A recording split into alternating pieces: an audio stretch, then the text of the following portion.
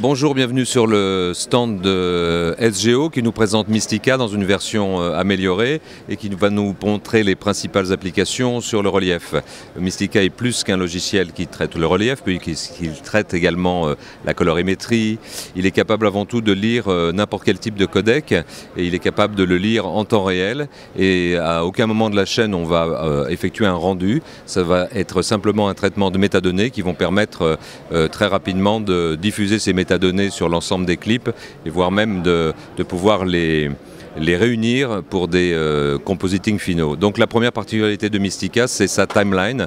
En fait, on pourrait parler de timeline, mais surtout de area space, c'est-à-dire que à la fois c'est une timeline horizontale en fonction du temps, mais qui a aussi une structure de type Photoshop où on va pouvoir bien sûr avoir l'image gauche, l'image droite, et comme dans Photoshop, par-dessus on va rajouter l'équivalent de calques de réglage. Donc ces calques de réglage vont nous permettre de modifier l'image en temps réel sans jamais faire de rendu. Je répète que les codecs peuvent être de tout type, que ce soit du Hariro, de l'Alexa, de la RED, du codec ProRes, d'NXHD et ainsi de suite. Donc à aucun moment il n'y aura de rendu. Donc le système qui tourne sur une Z800 a deux cartes DVS Atomix qui permet la lecture en temps réel.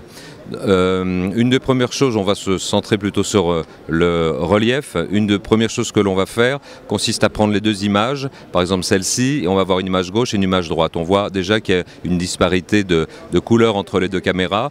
Donc la première chose que l'on va faire, c'est de choisir la fonction Match Colors et dans une représentation checkerboard, on va donc effectuer immédiatement un équilibrage des deux caméras.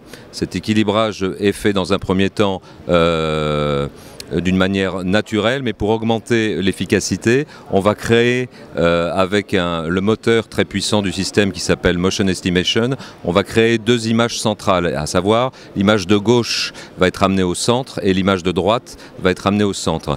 On va appliquer automatiquement donc une première correction colorimétrique qui joue à la fois sur la densité et sur les couleurs. Ensuite, on va effectuer un réglage de polarisation, puisqu'on voit que malgré tout il reste un problème de polarisation dû à la non-planéité du miroir ou aux effets de lumière sur le miroir. Donc le système en deux clics va pouvoir traiter les problèmes de polarisation de miroir. Là on voit qu'en un clic l'image est réglée, donc l'image de référence est soit l'image de gauche et soit l'image de droite, et ainsi on va pouvoir automatiquement aligner les problèmes de polarisation.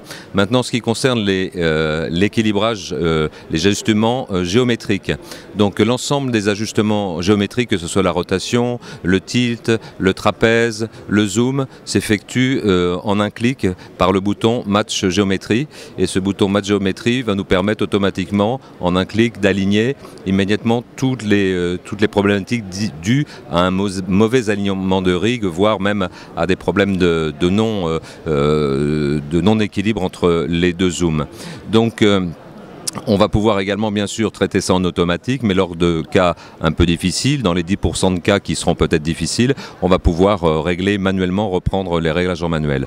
Troisième niveau, le niveau de sélection du plan de convergence. En un clic, comme le fait actuellement Sergio, le développeur, on va pouvoir ici forcer par exemple un écart de rotation entre les deux caméras. Voilà, l'alignement géométrique se fait automatiquement en un clic. Voilà. Maintenant, en ce qui concerne le plan de convergence, on va choisir par exemple sur le dos d'un zèbre de le placer ici par exemple, ou à un autre endroit, ici ou ici, par exemple, et en un clic, donc on définit quel est l'endroit où convergent les deux caméras. Donc c'est relativement simple dans la mesure où c'est simplement un shift entre les deux images, et on va pouvoir ensuite animer à l'intérieur d'un plan. Donc la modulation de la gamme stéréoscopique se fait par insertion de keyframe. Donc au début des clips, on choisit le plan sur le zèbre, au milieu on va choisir l'œil sur ce deuxième zèbre, au troisième endroit on va choisir la queue de ce troisième zèbre, et les 3 ou 4 keyframes viennent d'être posés, on revient ici. Donc à l'intérieur de ce plan, on a créé une animation, bien sûr toujours en temps réel, et lorsqu'on revient au début du clip et qu'on fait play, quel que soit le codec initial, l'image n'est pas affectée, il n'y a pas de rendu, on voit qu'il y a un déplacement du plan de convergence. Donc là, l'ensemble de ces paramètres, enfin principalement la variation du plan de convergence est relativement simple dans la mesure où il s'agit de modifier simplement le shift entre les deux images. Or, au-delà de ça, on voudrait maintenant jouer sur l'écartement entre les deux images, à savoir c'est le seul système aujourd'hui qui permette de faire très rapidement une modification de l'anthrax des caméras qui se traduit par l'utilisation d'un moteur qui s'appelle toujours Motion Estimation, qui va permettre par exemple d'extraire une disparity map, qui est l'image noir et blanc caractéristique de la profondeur.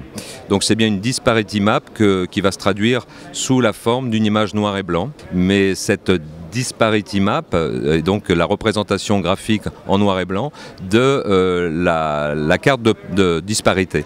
Donc plus l'image est blanche, plus on représente donc ce qui représente les lointains, et plus l'image est noire, voilà, et plus les éléments sont en jaillissement.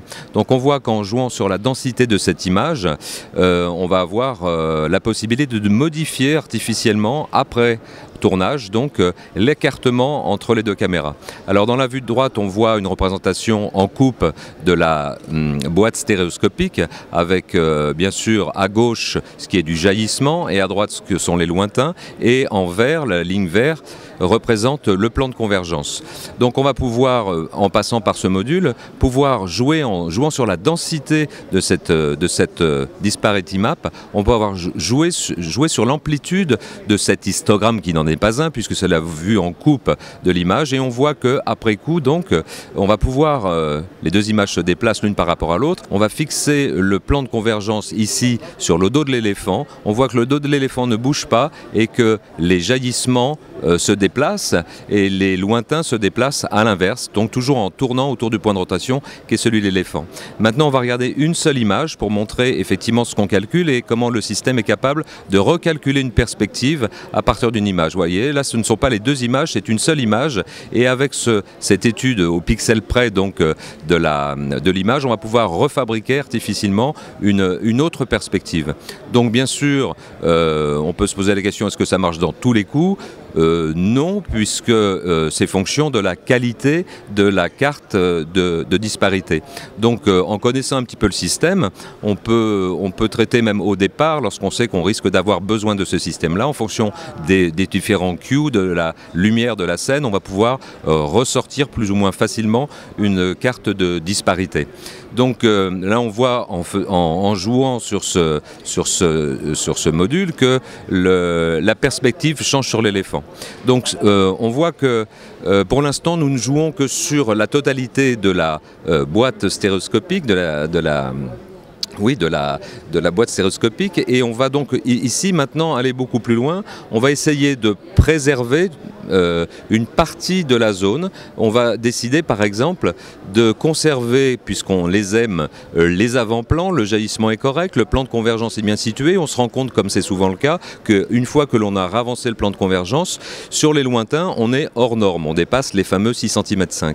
Alors en l'occurrence, ce qu'on va faire ici, on va préserver une zone, par exemple les jaillissements et jusqu'au plan de convergence, on veut préserver ce relief, cette proportion de relief, et on va simplement vouloir jouer sur les lointains en jouant sur l'écartement des caméras. Donc sur cette représentation à droite de l'image en blanc qui caractérise en coupe la profondeur de la scène, on va pouvoir positionner, on voit un trait vert vertical qui caractérise le plan de convergence, et on va se donner une limite. On voit ici qu'on joue sur l'écartement, et on va jouer, on va préserver une limite. C'est-à-dire que, pour l'instant, dans cet exemple, on conserve en avant-plan le plan de convergence à sa place, on conserve les jaillissements à leur place, et en fonction de l'endroit où on a choisi la zone que l'on va protéger, on va pouvoir n'agir que sur la distance qui va des jaillissements au plan de convergence, ou on va choisir de modifier les arrière-plans, les lointains, entre le plan de convergence et les lointains. Donc à ma connaissance, pour l'instant, il n'y a aucun système qui fasse ça. C'est le seul moment où on va devoir effectuer du rendu. L'ensemble des opérations est toujours en temps réel, et bien sûr là, mettant en œuvre un calcul bien sûr de perspectives poussées, selon des algorithmes poussés, on va être amené à créer du média et nécessiter un rendu. Je répète que la représentation de droite est caractérisée par 3 lignes verticales, une bleue, une verte et une rouge. La ligne bleue caractérise les jaillissements, la ligne verte c'est le plan de convergence, et la ligne rouge ce sont les lointains. Donc entre la ligne bleue et la ligne verte, ou entre la ligne verte et la ligne rouge, on va pouvoir protéger une zone, et ainsi lorsqu'on aura modifié, je répète, le plan de convergence et fixé les jaillissements, on pourra réduire, si on le souhaite, l'espace entre les 2 points homologues des lointains, de manière à faire en sorte qu'ils satisfassent aux exigences des fameux 6,5 cm.